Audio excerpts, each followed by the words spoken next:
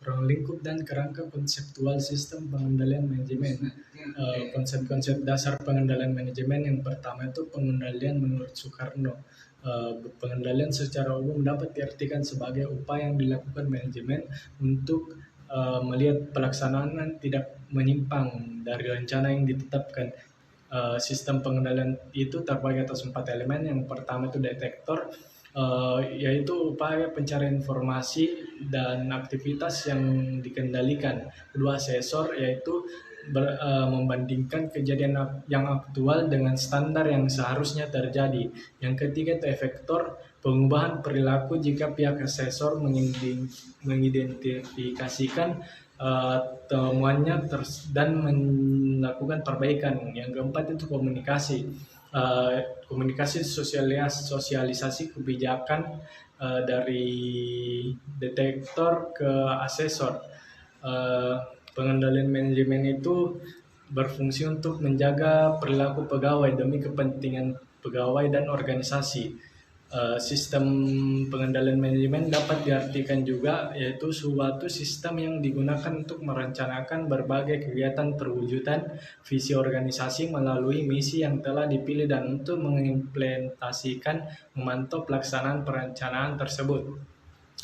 Peran dari SPM itu merencanakan apa yang harus dilakukan oleh organisasi, melihat informasi sumber daya organisasi dengan visi dan misi organisasi serta tujuan dan sasarannya. Maka perencanaan strategi untuk apa yang diharapkan organisasi. Perencanaan tersebut mendukung implementasi strategi organisasi.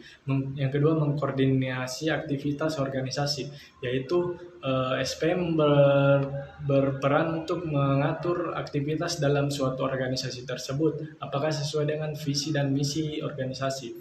Yang ketiga itu mengevaluasi atau aktivitas. Pengendalian manajemen mengukur kinerja individu atau unit bisnis. Dalam proses pengukuran tersebut, dia melihat aktivitas apa yang harus dievaluasi dalam aktivitas tersebut.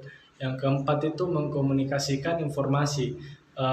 Pengendalian manajemen mengkomunikasikan komunikasi karena dia ingin informasinya tersebut sesuai dengan apa yang berjalan.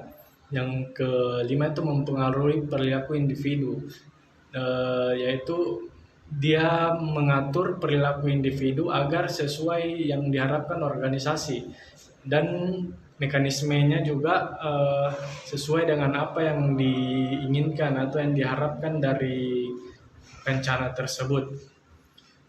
Terus tujuan dari SPM adalah SPM bertujuan untuk mengkomunikasikan visi misi, tujuan dan sasaran organisasi dengan jelas kepada seluruh jenjang dalam organisasi.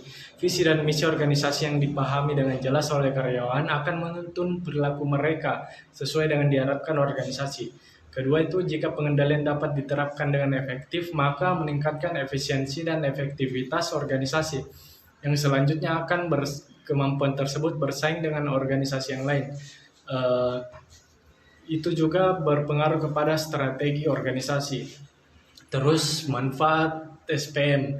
Manfaat diterapkannya SPM itu untuk mengelola organisasi sesuai dengan tujuan yang sudah direncanakan. Sehingga jika manajemen mampu menerapkan SPM secara efektif, maka dapat diharapkan bahwa organisasi tersebut menuju visi dan misinya. Terus kedua itu bermanfaat untuk mengontrol organisasi. Manajemen itu mengkoordinasi dan memastikan bahwa sumber daya organisasi sesuai dengan tujuannya. Pengendalian diterapkan mulai dari input dengan awal masuk karyawan tersebut hingga outputnya, hasilnya. Terus ada masalah dalam sistem pengendalian manajemen. Ada 3 masalah, yaitu 3 masalah yang tidak tahu. Masalah yang tidak tahu akan muncul jika anggota organisasi pada dasarnya tidak memahami apa yang sebenarnya diharapkan oleh badan usaha untuk mereka lakukan. Seringkali masalah ini muncul karena kurangnya komunikasi antara karyawan dengan manajer dari suatu perusahaan tersebut. Yang kedua itu tidak mau. Masalah ini muncul jika anggota organisasi tidak memiliki motivasi untuk berbuat yang terbaik atau justru termotivasi untuk melakukan sesuatu yang merugikan atau menggayakan organisasinya. Seorang karyawan mungkin tahu apa yang seharusnya dilakukan, diharapkan untuk menjadi eh, sesuai dengan standar atau tujuan organisasi. Baik, itu saya yang bisa saya jelaskan. Kurang dan lebihnya mohon dimaafkan. Assalamualaikum warahmatullahi wabarakatuh.